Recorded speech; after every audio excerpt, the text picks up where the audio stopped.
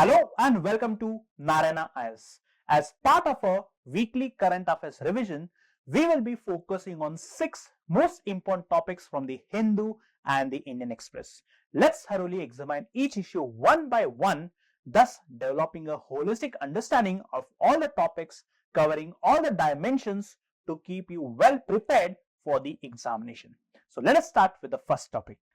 The next article that we'll be discussing about is Court on Climate Right and how India can enforce it. So this particular article discusses about the recent Supreme Court judgment establishing a constitutional right to be free from the adverse effects of climate change or pollution and the other associated aspects, and it also discusses about how important and crucial is it for India to have a comprehensive climate legislation. Okay, so moving forward, here we'll be discussing about this particular concept of right against climate change as well as the fundamental rights, and this particular topic can be mapped to GS paper 2 for the mains examination under fundamental rights and GS paper 3 environmental pollution as well as degradation.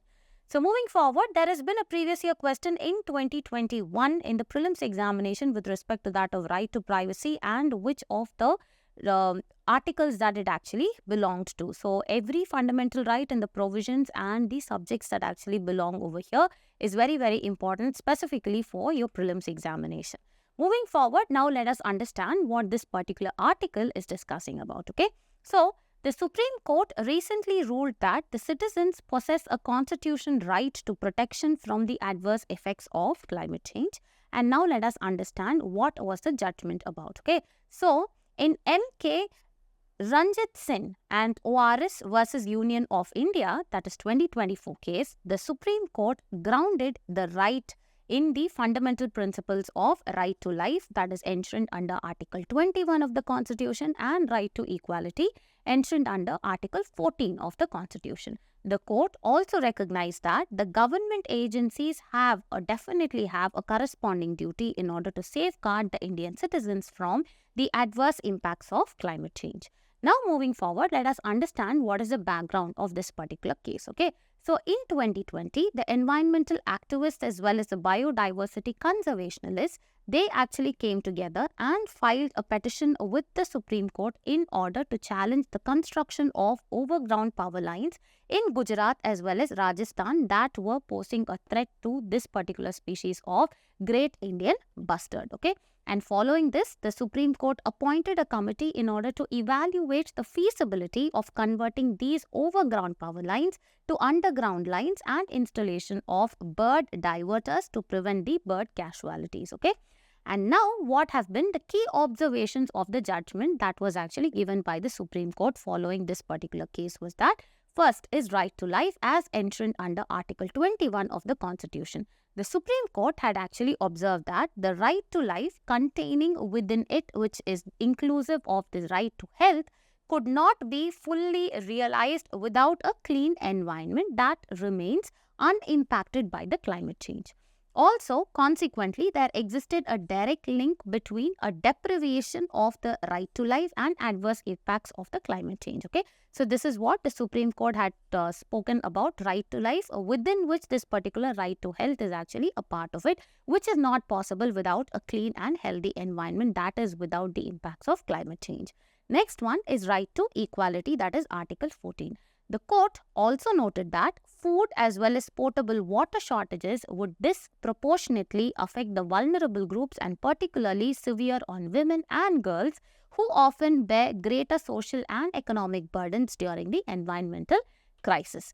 This is what the court had told. Now let us look into what are the other constitutional provisions related to this particular environment. Okay, so apart from Article 14 and 21, Article 48A of the Constitution provides that the state shall endeavour to protect and improve the environment and to safeguard the forest and wildlife of the country.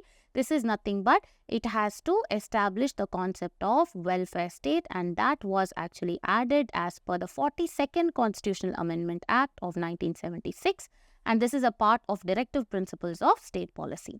The next one is Clause G of Article 51A. This stipulates that it shall be the duty of every citizen of India in order to protect and improve the natural environment, including the forests, the lakes, the rivers and wildlife, and to have compassion for the living creatures, and this is actually enshrined under the fundamental duties. Now moving forward, let us understand what is the significance of this particular judgment. The first one is legal precedent for climate litigation. That is, by embedding the climate right within the constitutional rights, where it has actually said under right to live with dignity, right to health is also a part, the judgment sets a precedent for the future climate litigation in India. And this could lead to increased judicial intervention in ensuring the government compliance within the climate policies as well as actions. The next one is push for systemic climate governance. This is nothing but the judgment calls for more systematic governance around the climate change, urging the government to think through the possibility and enact the comprehensive legislation. That is what I actually said, that this speaks about what is a necessity for India in order to have a comprehensive legal as well as a climate legislation. Okay.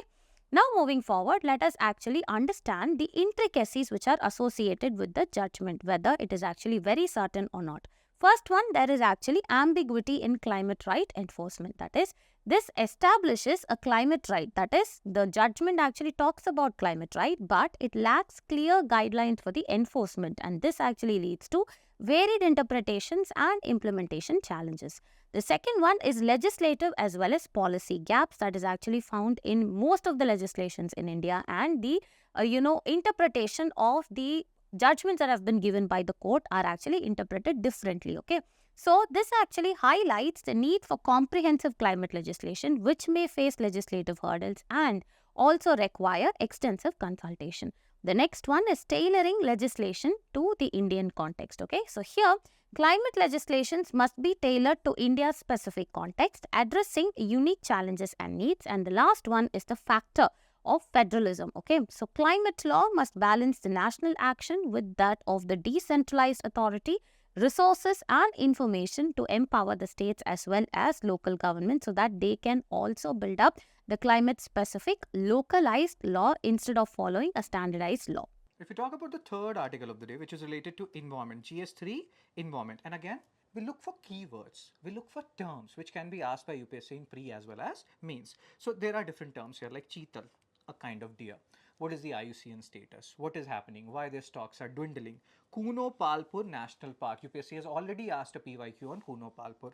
Then, because of Chital Stock dwindling, there is a plan to move out excess cheetah. Again, a keyword cheetah. What is the IUCN status? Where are they found? Why they're like even the numbers of cheetahs have declined? Why has that happened? So there are so many. Kuno Palpur transfer will be happening to Gandhi Sagar Wildlife Sanctuary. So where is Kuno National Park, in which state? Where is Gandhi Sagar Wildlife Sanctuary? So you can see from this particular article, from this like snippet only, how many important terms are there in this particular article. And see, in UPSC 2017 they have asked this question in prelims, that there is a proposal, or there was a proposal to translocate some of the lions from natural habitat in Gujarat to which of the following sites, and the answer was Kuno Palpur Wildlife Sanctuary, which is now a national park. So Kuno National Park to Gandhi Sagar Wildlife Sanctuary, cheetahs will be transferred. Now why are cheetahs transferred? This was a very enthusiastic project by our government where we have brought cheetah from Africa. Some of them died and the population has decreased, but still we have a sizable number of cheetah which will be transferred from Kuno National Park to Gandhi Sagar, because cheetah prey on something which is known as Chital. The name sounds very familiar. That's like, see, this is Chital, this is a kind of deer, but the population of Chital has declined. So if Chital is not there, how will cheetah survive? Hope you're understanding this. This is becoming little like romantic also. So the point here is that since Chital is not there, cheetah also has to be relocated somewhere else. And what is the current status here? So yeah, we have 26 cheetahs, 13 cubs and 13 sub-adults, and we will be decreasing it to 21 just because cheat means we don't have enough cheetal, we don't have enough deer, which is the prominent or the dominant prey of cheetah, right? So 25% of Kuno's cheetal population have been lost since 2022. Why they have been lost? What is the reason for that? Where are these, have these deers gone? Poaching, is it the reason? No. The reason is leopard. So leopard is again involved here, and big tiger. So to take care of leopard, government is thinking about introducing bigger tigers, bigger cats rather, like tiger or lion, to keep a tab on the cheetal population. So this is a very interesting like article where we are talking about different kind of species and how they are interrelated. Now let's talk about Chital. So range is they're native to Indian subcontinent and they're also been introduced to other countries. Preferred habitat, deciduous forest grasslands they prefer, open woodlands. And their IUCN status is least concern. We have a large population overall, but the population has decreased in Kuno Palpur because of leopard. Leopard is the primary reason. About cheetah now, let's talk about cheetah. Historically widespread across Africa and Asia. Now here we are talking about historically. Currently, most populations are found in sub-Saharan Africa and small populations are there in Iran as well. Keep a tab on this because questions will be asked and in the end you have to tell your marks in the comment section. Preferred habitat, open savanna grassland just like Chital because they prey on Chital. IUCN red list, vulnerable, their population is decreasing. Chital, least concern. Cheetah, vulnerable. So important. The next article that we'll be discussing about is Abhay Mudra, Buddhist as well as Hindu cultural symbol conveying freedom from fear. So this particular article is in news because Mr. Rahul Gandhi in his first speech as the leader of opposition in the Lok Sabha had actually invoked this particular mudra, that is Abhay Mudra.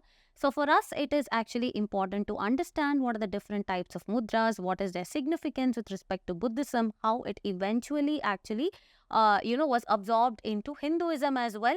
We will all be discussing about that. So here it can actually be mapped to art and culture, and under prelims and mains it's under GS paper 1 art and culture. Okay. So moving forward, there has been previous year question that has been asked in the prelims examination with respect to that of a Bhumi Parsha Mudra. Okay.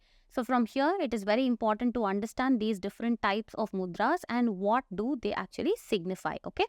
So moving forward, let us actually understand why this particular article is in news. Okay. So now let us understand why this particular topic is in news. So Mr. Rahul Gandhi in his first speech as the leader of opposition in the Lok Sabha, he invoked the Abhay Mudra in the first speech. Okay. So he highlighted that this particular mudra represents confronting fear as well as never being scared of anything. Also, he linked this particular Abhay Mudra with Lord Shiva, with Guru Nanak, with Jesus Christ, as well as mentioned it in the presence and also mentioned its presence in Islam, Buddhism as well as Jainism. So moving forward, now let us actually understand what is the definition and origin of mudras in Buddhism. So the term mudra in Sanskrit means it is a seal, it is a mark or it is a sign, or it means currency. But in Buddhism, it actually refers to the hand and the arm gestures that are actually made during the ritual practices, or it is depicted in the images. And mudras actually convey different moods as well as meanings like meditation, happiness, etc., signifying the Buddha states of realization. Also, if you see, for about 500 years after the Buddha, his image was actually not depicted. Instead, the symbols like, a vacant throne or a footprint was actually used as his representation. And also, after few years, what happened? Physical depictions of Buddha actually began around the first millennium, such as that is seen in the Gandhara art. Here, these kind of art forms are also very, very important. The Gandhara art influenced by the Hellenistic culture and the Gupta period. Okay, so here our takeaway is we need to read about what is Gandhara art. We need to know what is this Hellenistic culture. This is somewhere, regarding the Greece as well as the Romans, that is the Mediterranean history and culture, and the Gupta period of art. Now moving forward, let us actually look into what are the different kinds of mudras. Okay, the 4 earliest mudras are actually depicted here. So this first mudra, okay, of holding the palm outwards as well as 2 fingers pointed like this is called as the Abhay Mudra, which actually signifies a gesture of fearlessness. Okay. Now moving forward, if you actually see the second mudra where the fingers are actually pointed towards the earth, it is actually called as the Bhumi Parsha Mudra. So this actually looks like the earth touching gesture. Okay, so this is what it actually signifies. And the next mudra is actually called as the Dharma Chakra.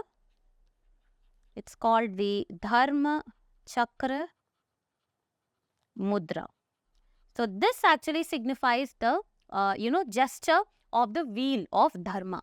And moving on over here, so this is called as the Dharma Chakra Mudra.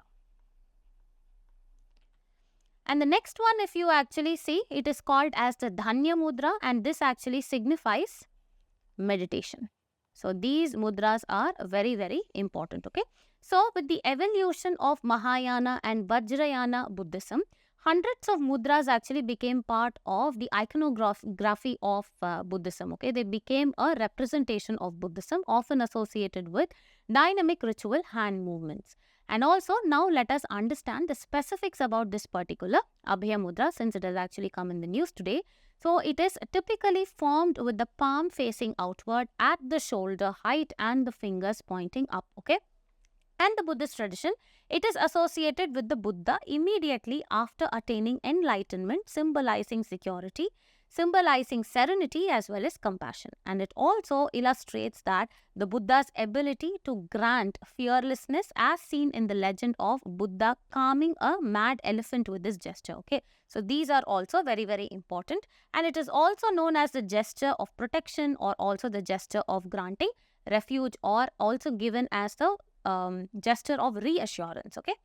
Then moving forward, Abhay Mudra in Hindu religion. When did this actually start? Is over time the Abhay Mudra appeared in the Hindu deities' depictions as well, and the Buddha was absorbed into the Hindu pantheon as the 9th avatar of Vishnu. So the first mention as an avatar of Buddha actually came in the Vishnu Purana, that actually dates to around 400 to 500 CE. And the Abhay Mudra is commonly seen in the depictions of Lord Shiva, Lord Vishnu, as well as Lord Ganesha. Friends, the next topic is about India-UK FTA. In this article, we are going to understand what is the free trade agreement and different types of FTAs. And you can map this under GS paper 2, International Relations. Prelims asked in the year 2008, in the context of which of the following do you sometimes find the terms amber box, blue box and green box in the news, right? So these are the options, and the answer is a very easy one, that is WTO affairs.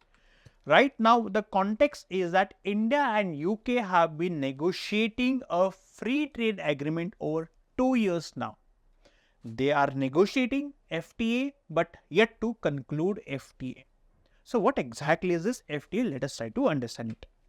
Now, FTA is a pact between two or more nations, free trade agreement. The purpose of FTA is to reduce or eliminate barriers. Now, let me help you in understanding this term with the help of an example. Let's say I'm importing this pen from UK, right? This pen in UK costs 100 rupees, right? Now, when this pen is being imported in India imposes or levies import duty and different types of, let's say, quota, or let's say different types of tariff. So when this pen is brought in the Indian market, this pen is sold for, let's say, 200 rupees, right? Now, because of the tariff, because of the taxes, the price of this pen is increasing, which means, let's say there's another pen which has been imported, or let's say imported or taken from Bangladesh. Now, the same pen we are getting in India for, let's say, 120 rupees. So there's a high chance that the people of our country will buy that 120 rupees pen over this 200 rupees pen. But what if the government of India eliminates all the tariff or the quota? Which means when we are buying this pen from UK, it is for 100 rupees. We are getting this in India, we are getting, let's say, this for 105 rupees. Now, there's a high chance that more and more number of people will buy this pen. Which means the free trade agreement will eliminate the barriers and it would lead to more and more trade between two or more countries. This is free trade agreement. Simple. In India, this falls under the Ministry of Commerce and Industry. The negotiation over FTAs with different countries is handled by Ministry of Commerce and Industry. Simple. Now, these are the different types of FTAs. One is bilateral, which means it involves two countries, right? India Sri Lanka FTA example, multilateral between more than two countries, for example, the North American FTA, Canada, Mexico and USA. Then regional FTA, for example, ASEAN, the ASEAN countries, the group of 10 Southeast Asian countries, Vietnam, Cambodia, Singapore, etc. The customs union. Now, in this free trade among member countries with a common external tariff against non-members, which means, let's say, Europe, or let's say South African Customs Union. Now, in the South African countries, the policy, or let's say the tariff, is the same. And when it comes to tariff with respect to the other countries, the tariff that these region imposes is the same. Economic Union, this is more integrated form of FTA. Now, with coordinated economic policies and free movement of goods, service, capital and labor. For example, European Union is an example. Then preferential trade agreement. Agreement where countries reduce tariff for certain products. Only certain products are chosen and the tariff is eliminated or reduced. For example, India Mercosur. Now, what is Mercosur? Mercosur is a bloc consisting of 4 countries. One is Brazil, Argentina, Paraguay and Uruguay. The next is Comprehensive Economic Partnership Agreement. Now, this is a broader agreement involving trade in both goods as well as services, investment, intellectual property right and competition policy. For example, India-Japan Comprehensive Economic Partnership Agreement. And last is the Comprehensive Economic Cooperation Agreement, which is similar to CEPA, that is similar to this, but it involves or includes broader cooperation beyond trade. For example, education and culture. For example, India-Singapore. These are the different types of FTAs. So, once India and UK sign FTA, UK will get advantages with respect to these things, right? So, you can read this out, right? And when it comes to India, once the FTA is signed, India will get advantage or benefits with respect to these things, right? So, that's the reason it is very important that both the countries should sign FTA so that trade between both the countries gets a boost. I hope students you understood this article. As you can see here, computer literacy in India needs a reboot. There are different keywords here. And in GS paper 2, if you see there are words like e-governance. Then we talk about digital literacy. But here the article is not talking about digital literacy directly. They're talking about computer literacy. Now the question arises, what is the difference between digital literacy and computer literacy? So you can understand it in this way that computer literacy is a sub-part of digital literacy. We'll try to understand it. In digital literacy, when we are talking about digital literacy, you should be having an idea how to operate a smartphone, how to operate a simple phone, other devices included, tablet, etc. But here, when we are talking about computer literacy, we are confining our knowledge to computer, that we should be having a proper knowledge about the functioning of computer and how to use it. So, hope you're understanding this. Computer literacy is a sub-part of digital literacy. But this article is very exhaustive, very informative, and from this article, we can extract lots of informations, right? So, digital literacy, then we'll talk about e-governance, different initiatives. Swayam is one of the initiatives related to National Digital Mission. Swayam, it was, and this is a kind of a question which has been asked by UPSC in 2016, they will be providing, it's like a NEPTEL program. You must have heard about NEPTEL. IT lectures, free of cost, provided on their platform. So it's similar to that, the Swayam, providing affordable and quality education to the citizens for free. We will understand, or you will understand this rather, Swayam thing more clearly once we are done with this particular lecture or this particular article per se. So what is the context? NSS, National Sample Survey, 78th round survey, that they indicated that there is a literacy, and pay attention to these figures, 24.7% computer literacy rate among individuals aged 15 and above. That means 1 out of 4 people who are aged 15 and above, they have computer literacy. And that is not enough. Given the size of India's population, this is not enough. And it is varying. In rural areas, see, 11 to 18%, whereas in urban areas, as expected, 34 to 39%, and like moving towards 40%. And if we talk about state-wise criteria, Kerala is performing very good, 72%, Assam, 17.6%. And there is a data that if there is a state which is having less than 30% proficiency, they are also suffering economically. So digital literacy and all these things, computer literacy, which is a sub-part of digital literacy, is very much required if a state has to progress economically. Importance of digital literacy. First of all, what is digital literacy? We now know that computer literacy is a sub-part of digital literacy. And it is the, now here also, if you have digital literacy only, then only government can fulfill the objectives of e-governance. What is e-governance? Use of ICT tools to deliver government services. Now the question here is, what is ICT tools? Information and communication technology tools. which include computers, smartphone, tablets, and all the other things, biometric data. Everything we are talking about, be it Aadhaar, be it JAM, Jan Dhan Aadhaar Mobile, or be it Swayam app, all these things have digital component attached to it. And that's why digital literacy is very important.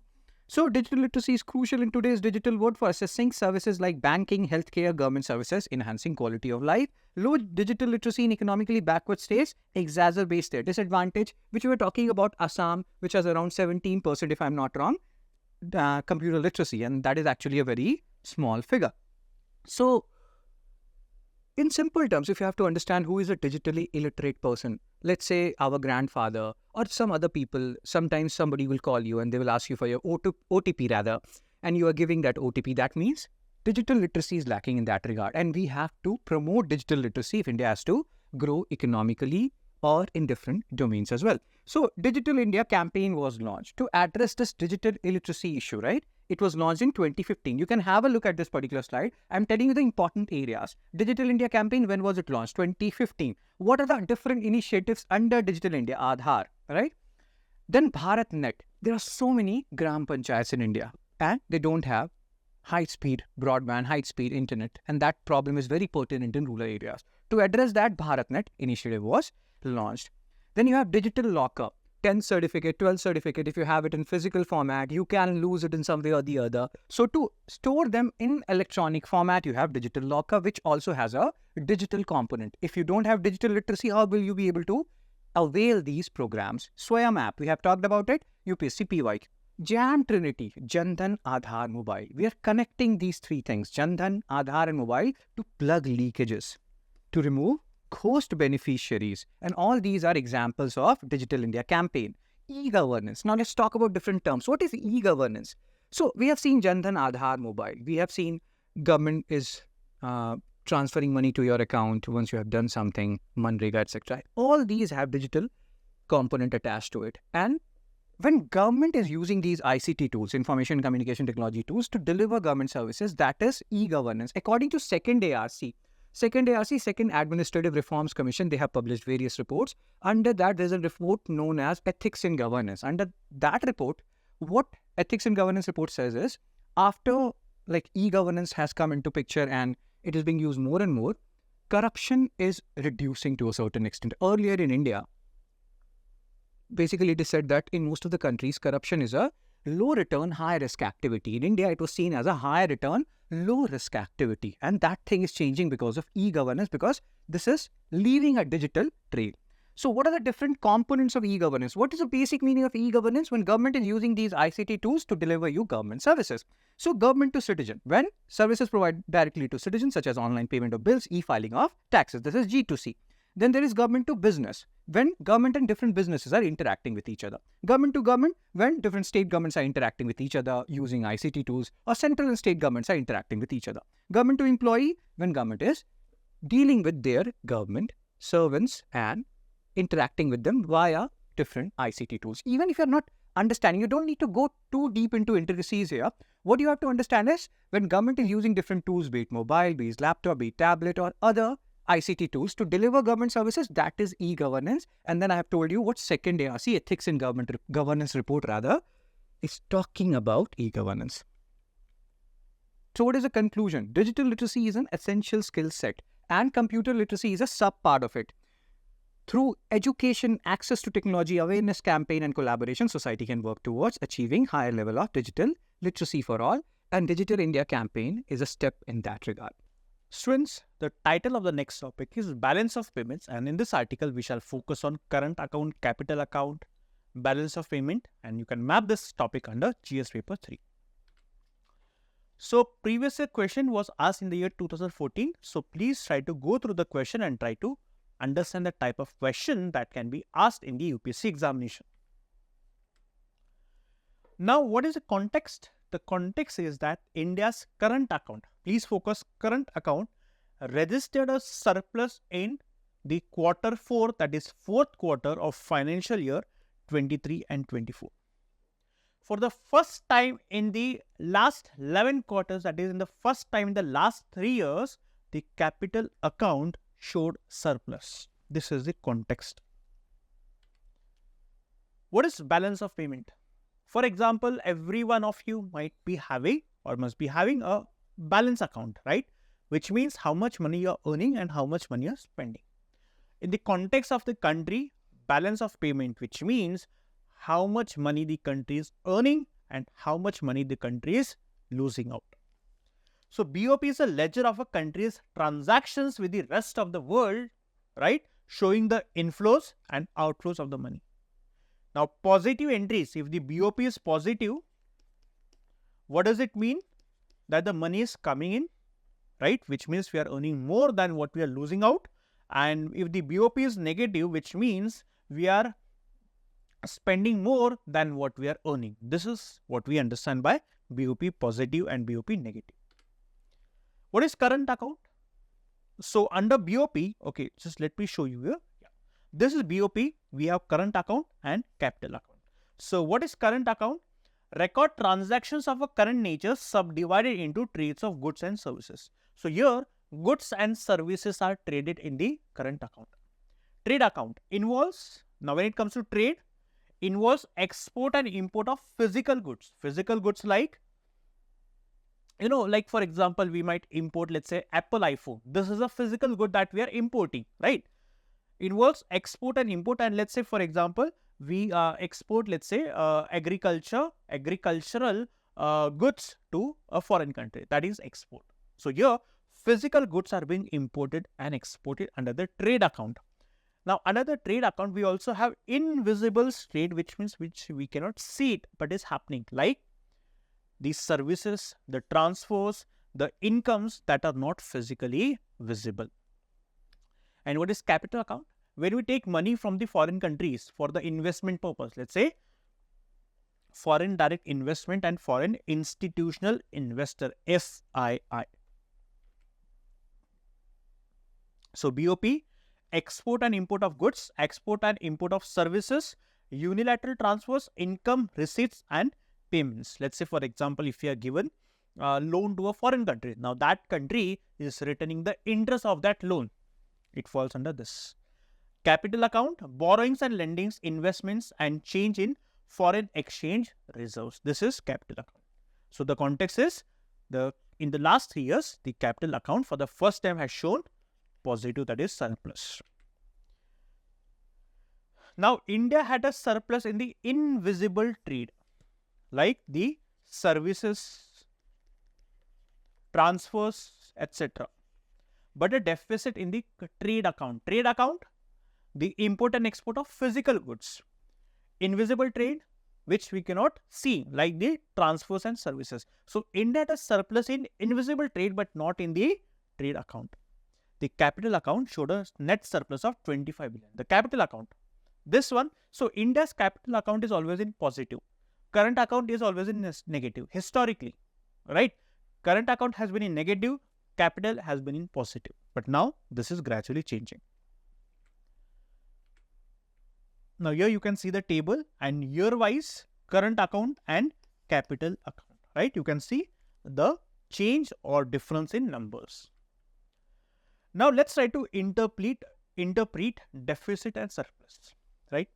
Now, when we say that we are importing more, right, which means the trade account or current account is in surplus, negative, deficit. Why? Because we are importing more, right? And when we import more, we have to spend money, right? Now, deficits and surpluses, right? In the normal situation, it means that deficit, which means it is negative, surplus, it is good for the economy. This is what we understand. In the current account, do not always indicate negative or positive economic health. Prima facie, we understand that deficit is not a good thing, surplus is a good thing. But in the current account, it does not always indicate negative or positive economic health. Now, having deficit in the current account doesn't mean that the economic health of the country is poor. A current account deficit, right, may reflect strong demand and economic activity. When the current account is deficit, which means we are importing more, here it doesn't mean that our economic health is poor. The current account deficit may also reflect strong demand and economic activity, which means there is a demand in the domestic market. this demand or the economic activity is booming, right? And that's the reason we are importing more. This also reflects, or the current account deficit also reflects positive demand and economic activity. Current account surplus. Now, during the lockdown, the current account was surplus. What does it mean? Is it good for the economic health? No. Why? During the lockdown, there was no economic activity happening. That's the reason India did not import, and that's the reason the current account was surplus. Now, current account surplus doesn't mean it is always good. So, please try to understand the difference between deficits and surplus. Which means that a developing country like India often has a current account deficit due to high imports of capital goods for capacity building, right? So, in this term, it was important for you to understand what is balance of payment, current account and capital account, and the interpretation of deficit and surplus. I hope students you understood this particular concept, right?